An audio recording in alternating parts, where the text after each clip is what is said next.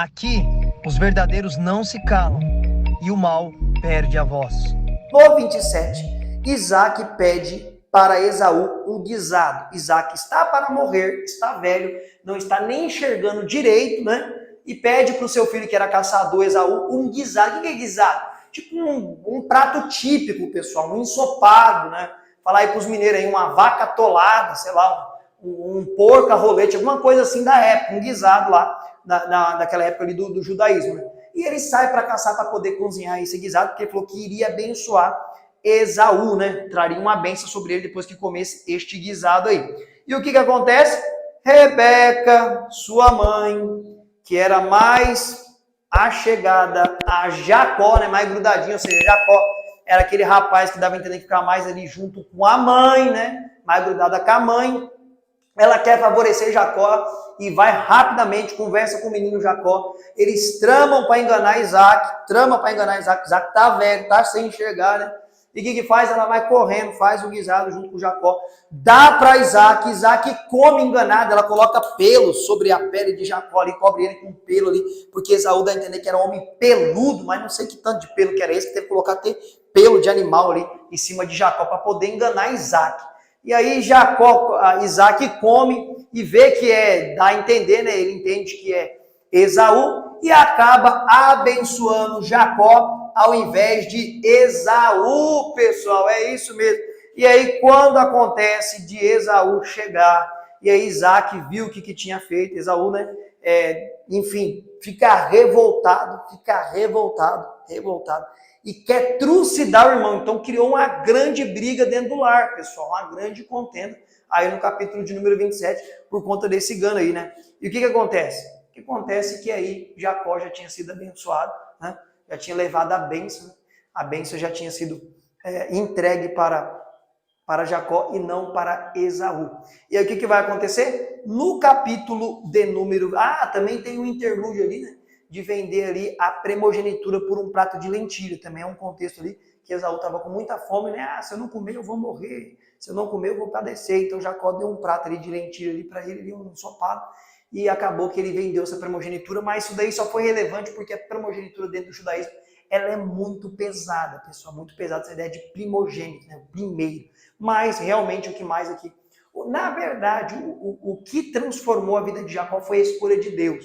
Isso aqui, esses meninos brigando no ventre, e o maior vai servir o menor, fica mais claro lá em Romanos capítulo 9, que nós vai chegar lá. Paulo fala certamente para prevalecer a eleição por aquele que chama. Então Deus já queria Jacó mesmo, por mais que Esaú fizesse o que ele quisesse fazer, Deus já tinha escolhido Jacó já, antes de ter nascido e ter feito bem e o mal, como diz o apóstolo Paulo.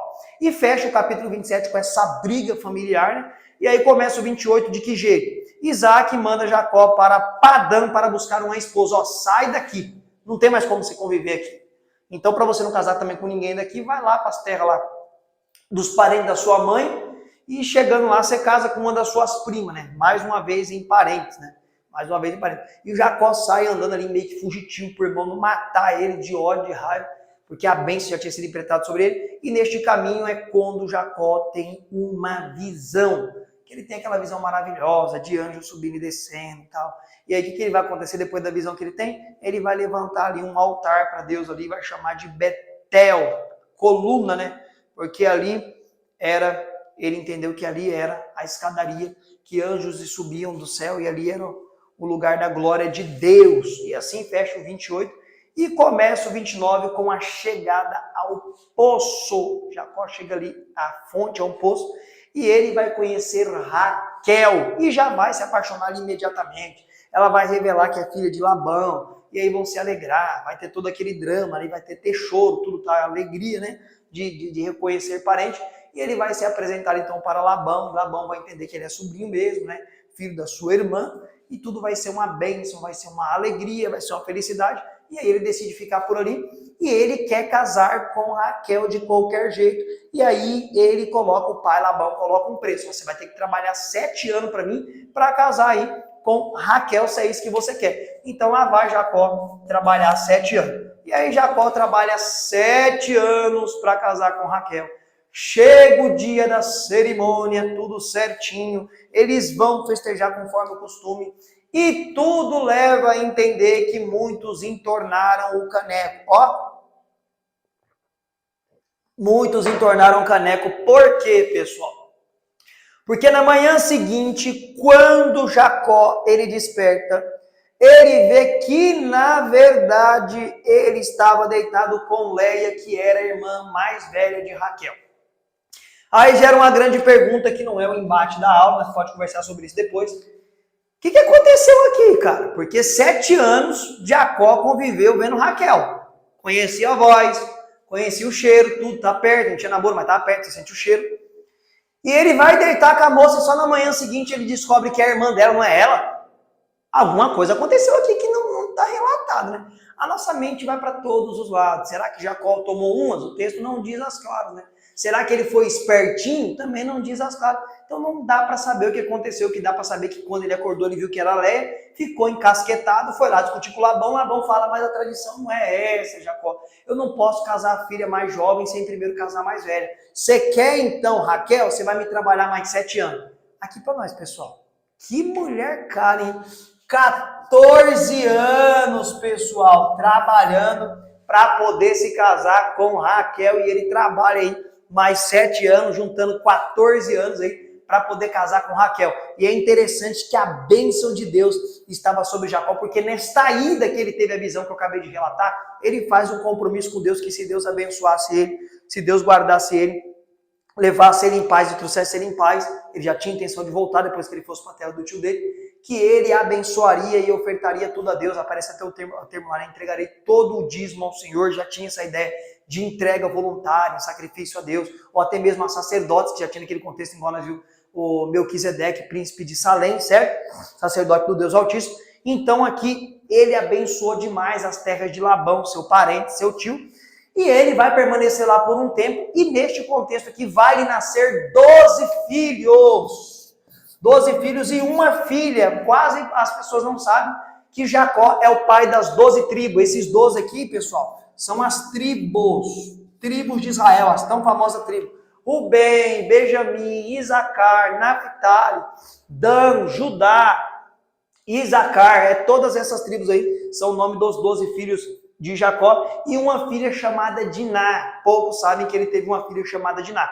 E é interessante que essas filhas que ele teve, esses filhos que ele teve aqui, filhas, além de ser com Leia, além de ser com Raquel, também tinha concubinas pro meio, tá bom? Concubinas eram as escravas ali das suas mulheres. Isso daqui no começo, pessoal, como eu já falei, é poligamia. Não é que Deus liberou, ordenou a poligamia. Não, eu quero que tenha mais de uma mulher. Não. Deus, ele tolerou a poligamia. Tanto que Abraão teve mais de uma mulher, aqui Jacó está tendo mais de uma mulher, e mais patriarcas terão mais de uma mulher, né? Ou grandes homens de Deus ao longo da história. Até mesmo Moisés, nós vamos chegar lá, você vai ver que ele tem mais de uma mulher, tá bom? Então vamos agora, capítulo de número 30. Labão quer fazer um pacto com Jacó, para Jacó continuar, porque ele está sendo abençoado demais. E o pacto agora é dividir um pouco da riqueza que ele tem também, né? Do gado, de tudo. Não só aquilo que ele granjeou ali, as 2 mulheres e esse monte de filho aí, que também aí Labão vai querer que fica ali para ele, porque faz parte do clã dele. E aí tem todo aquele episódio das ovelhas malhadas, né? Fala o seguinte, ó, a trama entre os dois é o seguinte, o acordo, ó, todas as ovelhas que nascer com cores salpicadas, Jacó, são suas. As que nascer com pelo liso são minhas. E Jacó, muito inteligente, ele vai na beira do ribeiro, aonde as cabras, as ovelhas bebiam água, e ele coloca estacas, e tudo leva a entender que ele colocou panos coloridos ali. Então todas as vezes, diz o texto, todas as vezes que as ovelhas iam beber, e olhava para aqueles panos ali, as fêmeas, né, elas tinham filhotes coloridos e malhados. E assim crescia-se cada vez mais o rebanho de Jacó. Cada vez mais, mais e mais. Mais e mais, até que ele ficou muito rico, muito próspero. E aí, para a próxima aula, nós iremos ver aí o regresso de Jacó, a trajetória da volta dele. Essa foi a nossa aula de hoje. Eu espero que você tenha gostado, tenha aprendido aí sobre os últimos dias de Abraão, Isaac, sua descendência, agora Jacó e a sua descendência, e Deus abençoando, guardando e honrando esta família que Deus lá atrás havia prometido para Abraão, e agora já está começando aí a crescer e começando a cumprir-se a promessa que Deus havia feito a Abraão, ainda quando ele habitava lá na terra de Ur dos Caldeus, pessoal. E eu espero que você tenha gostado das aulas até aqui. E Deus em Cristo Jesus continue te abençoando muito. E até a próxima aula com a graça de Cristo Jesus.